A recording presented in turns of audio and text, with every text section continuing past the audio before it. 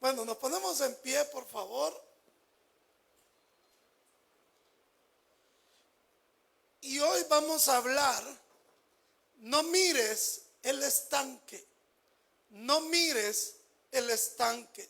Pero yo quiero dejar ese tema en el corazón y en el pensamiento de cada uno de mis hermanos, y necesito de su ayuda. Necesito que usted le diga al que tiene a su lado: no mires el estanque. Dígale, por favor. Y buscamos Juan capítulo 5, versículos del 1 al 9. Juan capítulo 5, versículos del 1 al 9.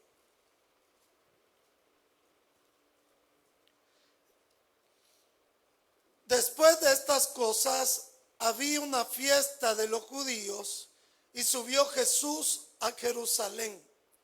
Y hay en Jerusalén, cerca de la puerta de las ovejas, un estanque llamado en hebreo Betesda, el cual tiene 5 pórticos.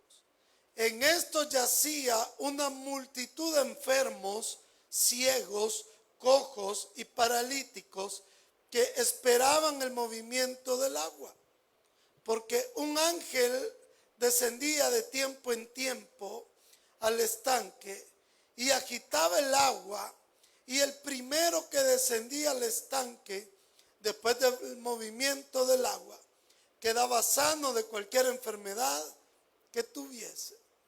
Y había allí un hombre que hacía 38 años que estaba enfermo. Cuando Jesús lo vio acostado y supo que llevaba ya mucho tiempo así, le dijo: ¿quieres ser sano? Señor, le respondió el enfermo, no tengo quien me meta al estanque cuando se agita el agua, y entre tanto que yo voy, otro desciende antes que yo. Jesús le dijo: levántate, toma tu lecho y anda. Y al instante aquel hombre fue sanado y tomó su lecho y anduvo.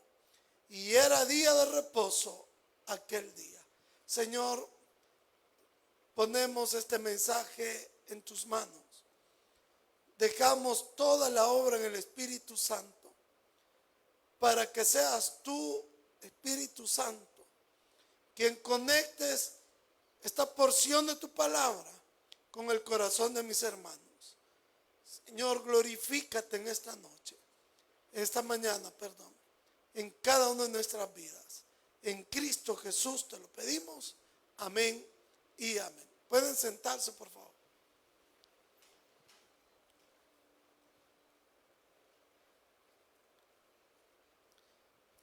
¿Qué le hace sonreír a un parapléjico?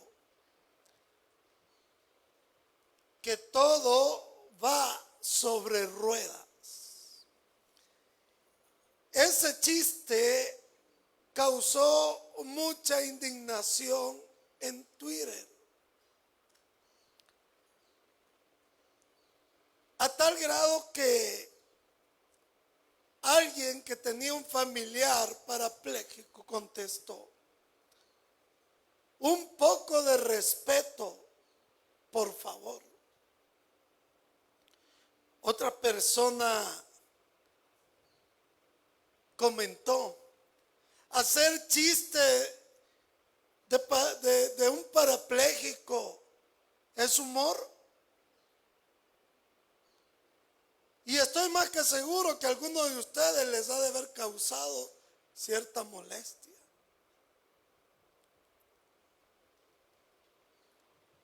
Cuando se dieron esas respuestas, escribió,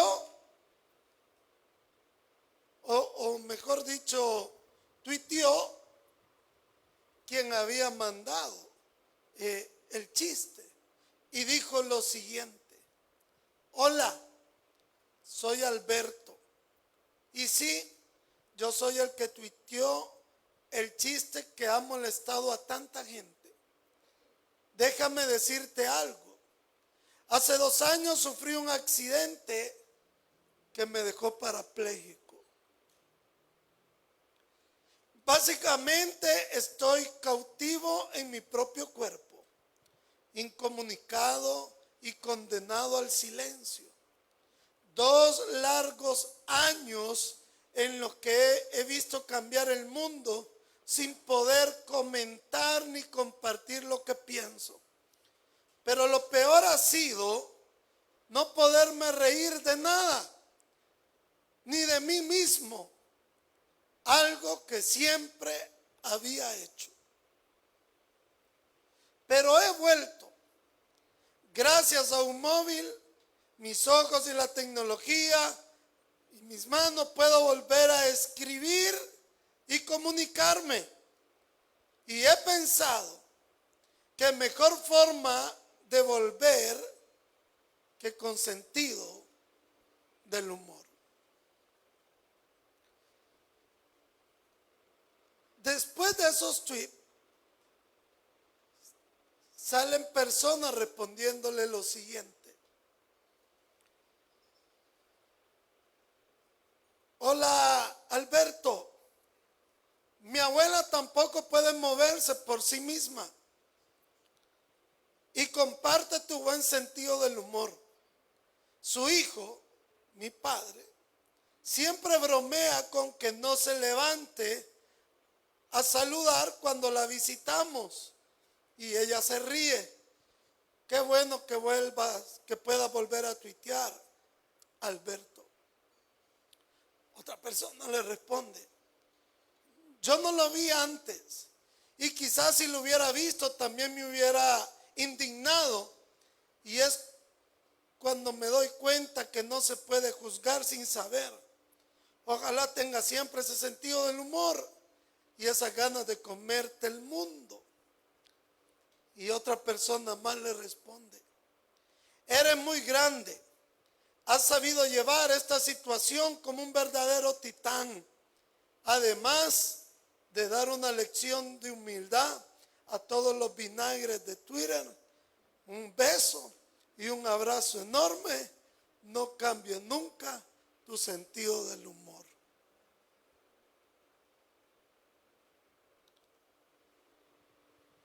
¿Qué lección más grande nos deja esta mañana esa historia? Algunos de ustedes han de haber dicho, se peló el pastor con ese chiste de mal gusto. ¿Cuántas personas no están en una silla de ruedas, pero también han perdido el sentido de la vida, el propósito de la vida y el sentido del humor de la vida? ¿Cuántas personas aún no estando en una silla de ruedas no pueden gozar de las cosas que suceden en su vida, como por ejemplo que se les caiga la comida y eso les causa tal molestia, en lugar de reírse? Se les manchó la ropa, en lugar de reírse se molestan. Van para el trabajo y se le despegó la suela de la plataforma, ¿no?, de los tacones, y la muerte, y esa mujer llega ahogándose de cólera y diciendo, soy la mujer más salada del mundo.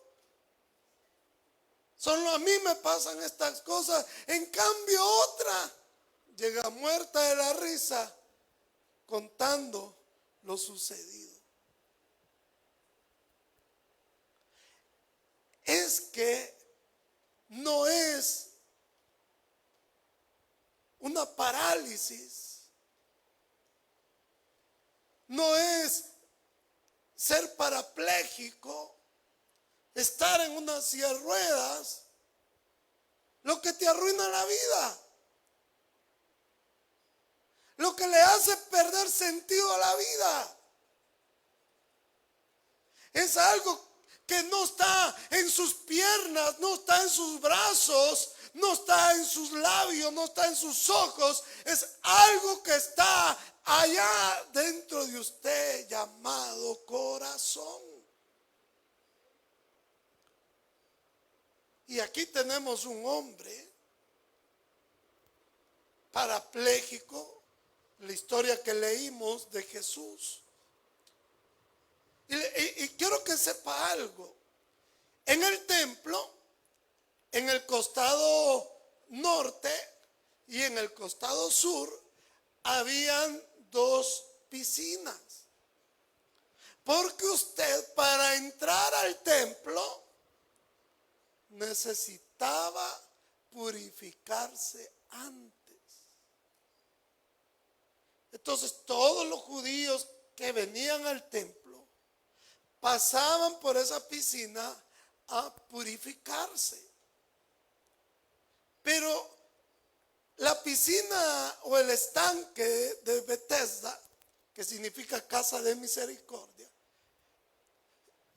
fue un estanque que recogía las aguas lluvias. Ahí las almacenaba.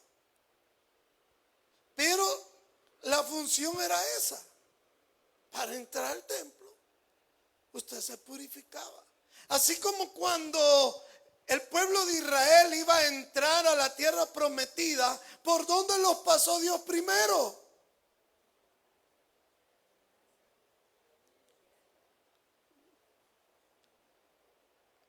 Al entrar a la tierra prometida, no leemos la Biblia, hermanos. ¿Por el río qué? Por el río Jordán. Ellos pudieron haber entrado a la tierra prometida por otro lado sin cruzar el río Jordán. Sin embargo, Dios los lleva a atravesar el río Jordán en el mismo lugar donde Jesús fue bautizado, porque para obtener la tierra prometida tenían que purificar primero su corazón. Y nosotros, ¿cuántos queremos que este año sea el año de nuestra bendición? Entonces, ¿qué es lo primero? Purificar nuestro corazón. Queremos la bendición, hay que purificar el corazón. Queremos las promesas de Dios, purifiquemos el corazón. Queremos entrar a la tierra que fluye leche y miel, purifiquemos el corazón. En cada momento, gloria a Dios. Y Jesús, imagínense, Jesús, ¿qué pecado tenía? Pero llegó a la piscina. Ya era algo que tenía que hacer para entrar al templo.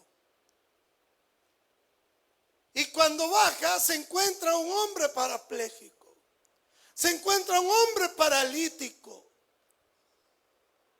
Pero esa cita ya era una cita divina. Esa cita ya tenía un propósito de Dios. Porque Dios siempre, fíjense bien, nos enseña que sus movimientos no son en vano. Lo que está ocurriendo alrededor de su vida no es en vano. Nada pasa por casualidad. Aunque nosotros no lo entendamos, pero todo movimiento el cual Dios hace en nuestra vida, en nuestro entorno, tiene un propósito. La hermana Estela siempre glorifica a Dios y me dice: mira, amor, yo ahora le doy las gracias a Dios que se subieron a robar en ese bus de las 9, asaltaron a mi mamá, me pusieron a mí la navaja, porque por eso fue que llegamos aquí a la iglesia de Crediza. Si no nos hubiesen asaltado, nunca me hubiera casado con este gran hombre.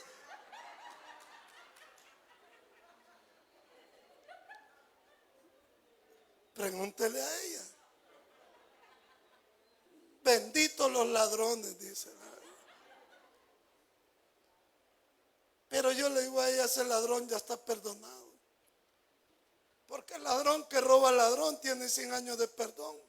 Él te robó el dinero y tú me robaste el corazón. Ay.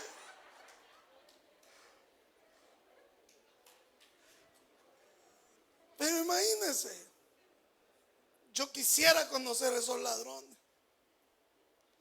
Yo los quisiera conocer y darle las gracias y decirle: sigan robando, sigan haciendo la obra del Señor.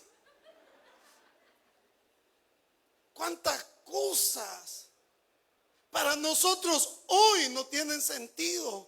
Cuántas cosas para nosotros hoy no tienen propósito, pero forman parte de un movimiento de Dios. Jesús no bajó al estante de Betesda por casualidad. Él ya tenía una cita divina. Y donde Jesús llega, pasa algo. Donde Jesús está, pasa algo. Donde Jesús cruza, ocurre algo. Jesús está aquí. Jesús está entre nosotros. Dios y su presencia está en este lugar. Algo va a ocurrir en nuestra vida esta mañana. Algo va a hacer el Señor en nosotros esta mañana. No necesariamente tiene que ser un viernes de milagros. Aquí tengo a la hermana Rosa Yanira y ella les puede dar fe que Dios un día la sanó un domingo de su columna. Y no era domingo de milagros. Y la sanó aquí en el culto. Ahí está. No le estoy mintiendo. Es que donde Dios llega, sucede algo, y algo maravilloso. Pero vemos que en ese estanque de Betesda había una multitud, dice la Biblia, de enfermos, de ciegos, de cojos, de paralíticos. Imagínense cuántos estaban ahí. Porque el mundo está lleno de personas, de enfermos físicamente, que los vemos. ¿Sí? Vaya al Rosales, vaya al Seguro, vaya al Hospital El Salvador. Usted, me imagino que ha de tener algún familiar enfermo. Me atrevería a decir que todos nosotros tenemos un familiar enfermo, de diabetes, de hipertensión, de artritis, de demencia, lo que sea, pero algo. Y esas enfermedades son notorias. Pero también el mundo está lleno de enfermos espiritualmente. Y eso no lo vemos. No vemos esa enfermedad. Y si no, veamos el caso del psicópata de Chalchuapa. Qué terrible, qué horroroso. Escuchando a los vecinos de él, dicen: nosotros le teníamos aquí como buena persona. Una persona muy educada, una persona muy amable, una persona callada, tranquila, una persona que hacía favores. ¿No será que el que tiene a la par suya tiene las mismas características? Tenga cuidado. Hermano, nadie, diga conmigo, nadie pudo ver la enfermedad espiritual de ese hombre.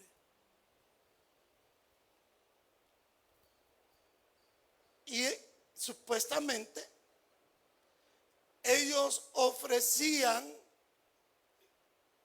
eran como falsos coyotes que llevaban gente a Estados Unidos. Entonces, escuchen esto, que a mí me impactó, me dejó asustado. Un muchacho que se iban a llevar para Estados Unidos, yo no sé qué problemas tuvo con el hermano del psicópata, que mató a su propio hermano. Y ahí, cuando mató a su propio hermano, mata a ese muchacho. Entonces la señora, la mamá del muchacho, le habla y le dice él: vaya, mire, reunámonos, que yo sé dónde está. Y se reúne la mamá con la hija y la lleva ahí para matarlas. Y es ahí donde la hija de la señora, hermana del que había asesinado recientemente, podía algo así de karate, judo. Yo nunca me he querido jactar, porque ¿para qué? Pero yo también puedo karate. Es que usted a mí no me cree nada, hermano. Yo muchas veces, para no perder no la costumbre, no que la estilidad. Bueno, usted me entiende. Llego donde mi esposa, con patada voladora, y ¡ya! ¿Ya qué? Ya tengo hambre, le digo. Pero fíjese que esta muchacha trata de escapar y es ahí donde sale a la calle, pide auxilio, y los vecinos ven que el hombre con un tubo de hierro le pega en la cabeza, la lleva a la casa y ahí la mata. Así es como la policía se dio cuenta. Yo no es que me crea cuatro visión, pero soy sangre ficción. Hermano, nadie se puede creer lo que han encontrado en esa casa. Me refiero a sus vecinos. Ahí vemos hombres enfermos físicamente, y los enfermos espiritualmente. Porque yo aquí puedo decir: Señor, gracias que hoy no amanecimos en la cama de un hospital. Gracias, Señor, porque hoy no amanecí en mi cama postrado enfermo. Estoy aquí aparentemente sano físicamente, pero ¿qué enfermedad hay en mi alma? ¿Qué enfermedad hay en mi corazón? ¿Qué enfermedad hay en mi espíritu? Pero en ese lugar pasaba algo. Muchísimas personas tenían puesta su mirada en el estanque. Por eso el sermón se llama: no mires el estanque. Porque le voy a contar, no era un ángel que descendía y movía el agua, porque entonces parecería un Dios grosero, un Dios que juega la lotería, que el primero que se tira al agua, entonces ese es el sorteado. Ahí sabe que le faltó al versículo para que lo entendiéramos, porque la gente creía que un ángel descendía de tiempo en tiempo, movía las aguas, y el primero que se tiraba quedaba sanado de cualquier enfermedad. ¿Sí? Pero era una creencia popular. Se había convertido el estanque de Bethesda en un lugar de peregrinación. Por eso había una multitud de cojos, de ciegos, de paralíticos, enfermos, de todos ahí. Porque era un lugar de peregrinación. Como decir hoy en día, con respeto a las otras religiones, algunos que van al Vaticano allá en Roma para buscar un milagro, como los que van allá a la Virgen de Lourdes en Francia, los que van a Portugal a visitar a la Virgen de Fátima, los que van allá a México a visitar la Virgen de Guadalupe, o aquellos que van aquí a la Basílica de Guadalupe el 12 de diciembre, ni se le ocurra pasar por ahí. De hecho, mi esposa se llama Estelita Guadalupe. en honor a la Virgencita, porque cuenta la leyenda, ¿verdad? Que pero hasta ahí lo voy a dejar. Entonces, en honor a, ¿cuántas de ustedes se llamarán aquí Guadalupe? ¿Cuántas Lupitas? ¿Por qué? Porque la Virgen de Guadalupe. Pero no solo la Virgen, también hay personas que van a visitar la Meca en Arabia. Y también aún dentro del cristianismo hay iglesias que parecen lugar de peregrinación. Conozco a un pastor, imagínense, un pastor llamado Edwin Corcio, que pidiéndole al Señor por la sanidad de su garganta. Un día, y les voy a abrir mi corazón, pues no me lo van a criticar, ni me lo hagan pedazos. Yo veía los programas del pastor Cash Luna. Entonces, y yo veía cuánta gente se sanaba. Y yo le decía al Señor, Señor, sana mi garganta. Y yo hasta ponía la mano así en el televisor, la corriente me agarraba. No dije yo un día voy a ir. Y fui una vez y no estaba él predicando. No era mi tiempo, dije. Y de ahí volví a ir y sí estaba él. Bueno, me quedé adelante, hermano. Entonces yo esperaba que el Señor le revelara: aquí hay un hombre con la garganta enferma y el Señor me dice que lo voy a sanar. Yo esperaba hasta me le ponía así como, mírame, aquí estoy, va. Y ese día oraron y se me acerca un pastor y me pone la mano y queriéndome así como botar, ¿verdad? Y empujándome. Y yo, ¿y por qué me voy a caer? Pues me empujaba. No, dije yo, voy a volver a ir y voy a insistir, dije. Y volví a ir porque yo decía, voy a recibir el milagro de mi garganta. Miren, nada. Hicieron aquí una campaña en El Salvador que me voy a meter y yo, tal vez el estadio, dije yo. Y nada. Entonces el sermón se llama no pongas tu mirada en el estanque. Y me di cuenta que yo estaba poniendo mi mirada en el estanque. Porque esta gente se aglomeraba allí en ese lugar porque para ellos la creencia popular era un lugar de milagros.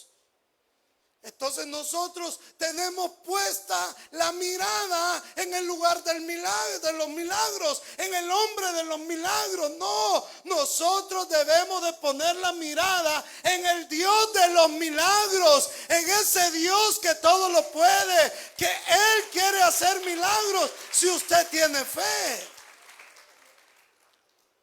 Pero nosotros los cristianos también peregrinamos. Ay, el viernes yo no falto porque el viernes yo quiero recibir mi milagro. No le digo que la hermana ya ni lo recibió un domingo.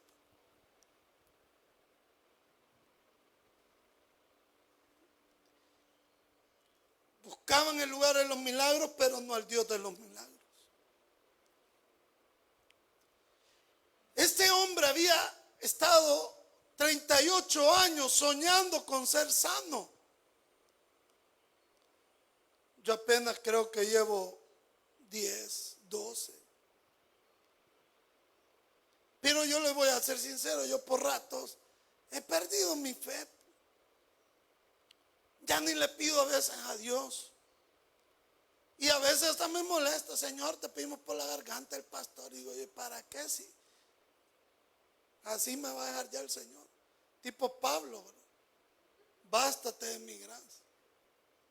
Ahora, mi poder se perfecciona en tu debilidad. No sabemos los propósitos de Dios, pero este hombre tenía 38 años soñando con ser sano. Pero buscaba una sanidad física, pero no una sanidad espiritual. Buscaba una sanidad de su cuerpo, pero no una sanidad de su corazón. Él se había enfocado solo en la sanidad física. Pero lo que yo admiro de este hombre, que nunca perdió su fe. Pero ¿su fe a dónde? En Dios, en el estanque.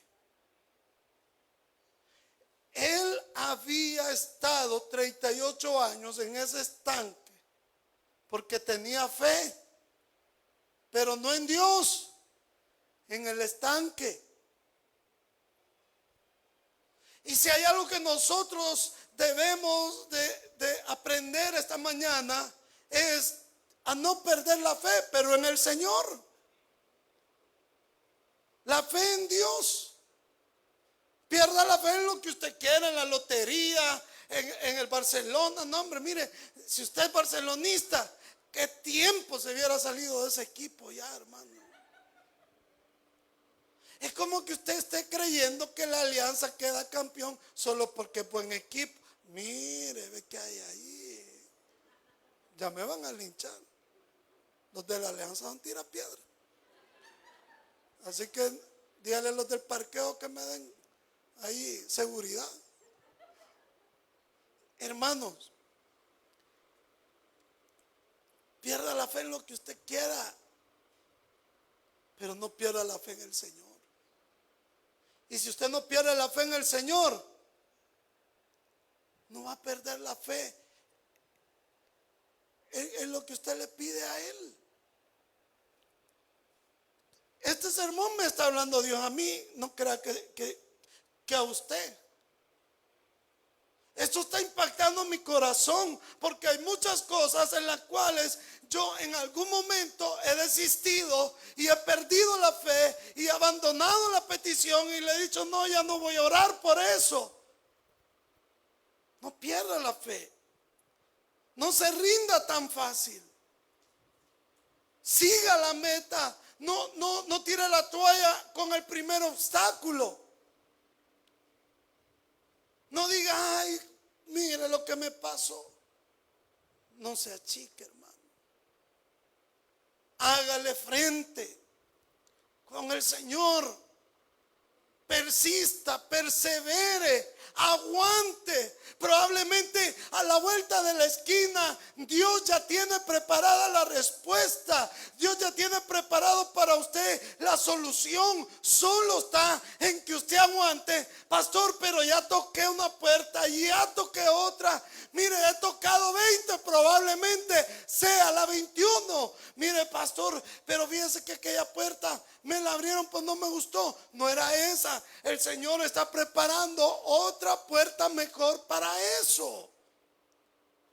Pero no desista. Siga soñando. Aunque otros no crean en sus sueños. Aunque otros se burlen de sus sueños. Aunque otros critiquen sus sueños. Usted siga soñando, no abandone sus sueños. Este hombre, 38 años, y él soñaba con irse a echar un partido. Él soñaba con ir a correr. Soñaba con subirse a un árbol. Pero Jesús le hace una pregunta a él y le dice, ¿quieres ser sano? Pareciera como que yo vaya allá al Rosales, ¿verdad? ¿Quiere que Dios lo sane? ¿Y quién me va a decir que no? Mire, ahí en el hospital es facilito ganar alma. Pero facilito. Más cuando tienen una sonda y usted le agarra la sonda, quiere aceptar a Cristo. Vaya. No, yo aquí poniéndosela bien nada más, ¿verdad? Es difícil que alguien en el hospital le diga que no quiere aceptar al Señor. Pero Jesús le pregunta, ¿quiere ser sano? ¿Qué hubiese respondido usted, hermano? Sí. Usted, hermana Yani. Vamos a ver, hermana Antonia, que sí. Y él que le contesta, le comienza a explicar a Jesús por qué no ha sido sano, según él. Jesús no le preguntó por qué crees que no te ha sanado, ¿verdad que no le preguntó eso? Él le dijo, ¿quieres ser sano? Y él le salió con otra cosa. Porque según él, porque había una razón de peso, él no se había sanado. Y muchas veces nosotros nos pasa lo mismo.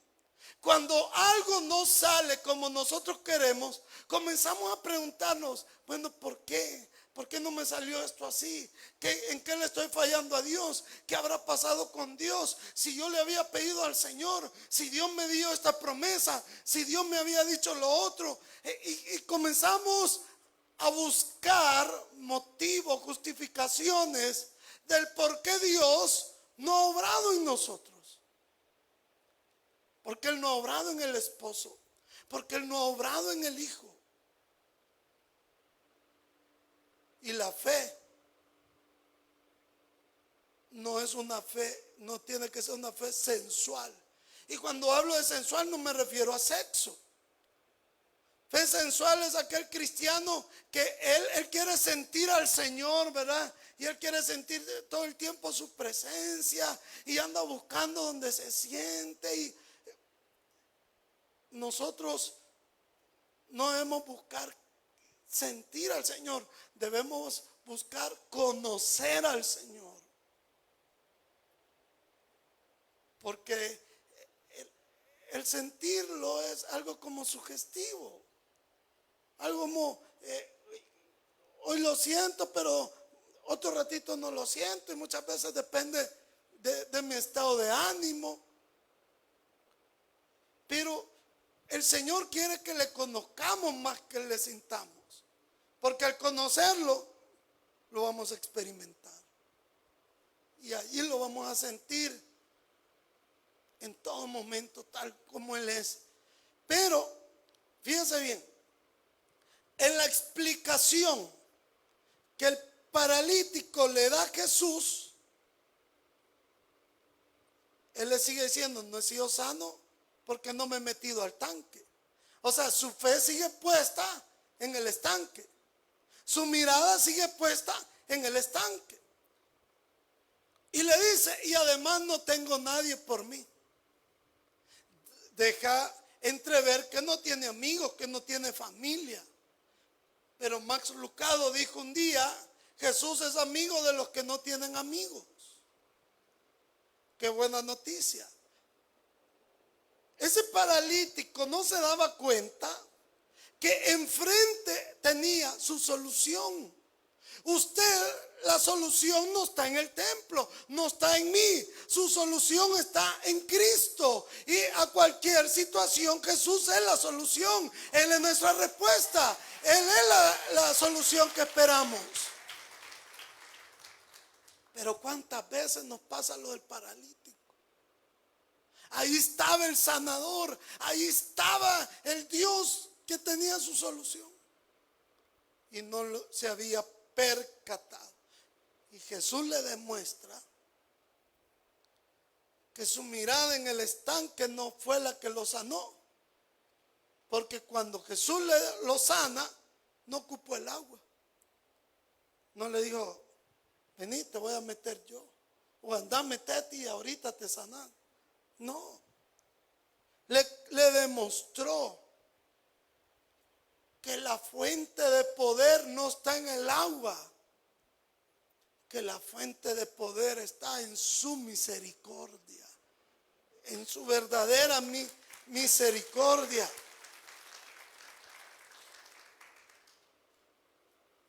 Levántate, toma tu lecho y anda. Me gusta eso porque le da a entender, levántate, pero nunca olvides, lleva tu lecho, nunca olvides de donde Dios te levantó. de donde Dios te levantó, jamás lo olvides.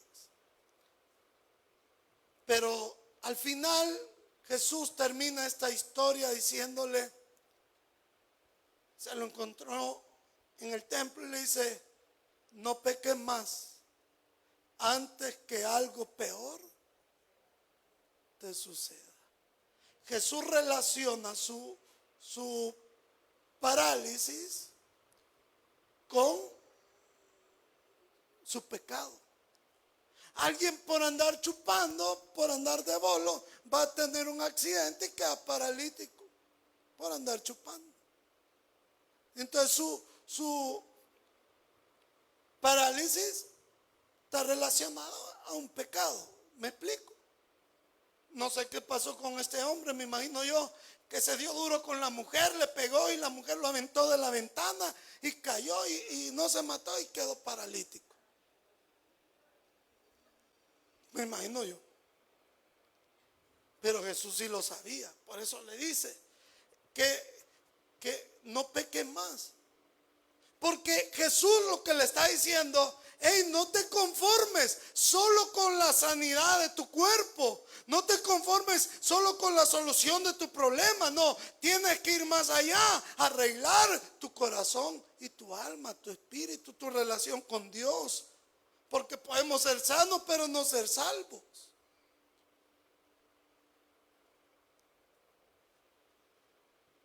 Una señora tenía a su esposo paralítico. Y su esposo paralítico le dice, mi amor, anda a dormirte. Y ella le dijo, ya me voy a ir a dormir. Y estaba fumando y tomando alcohol, viendo tele. En eso, por causa de la bebida, se le cae el cigarro. En la alfombra, recuerden que en Estados Unidos ocupan mucho alfombra. Y agarra fuego toda la casa. Y muere su esposo paralítico, calcinado. Ella logra sobrevivir y dice, era mi último cigarrillo. Era mi último trago. Porque ¿cuántos dicen? No, esta es la última. Tengo un amigo que ya me había alegrado. Él es drogadicto. Y me alegró porque me dijo, mira, ya dejé la droga. Hey, chica, me alegré. Pero no sé a dónde, me dijo. Y esta mujer gritaba, era mi último cigarrillo. Era mi último trago. Pero ya era demasiado tarde. ¿Qué está esperando usted para cambiar? ¿Qué estoy esperando yo para cambiar? No solo la sanidad física, sino la sanidad espiritual. Jesús, bueno, su palabra dice, la palabra del Señor dice, porque la paga del pecado es muerte, mas la dádiva de Dios es vida eterna en Cristo Jesús, Señor nuestro. Vamos a orar, iglesia. Démosle la gloria al Señor.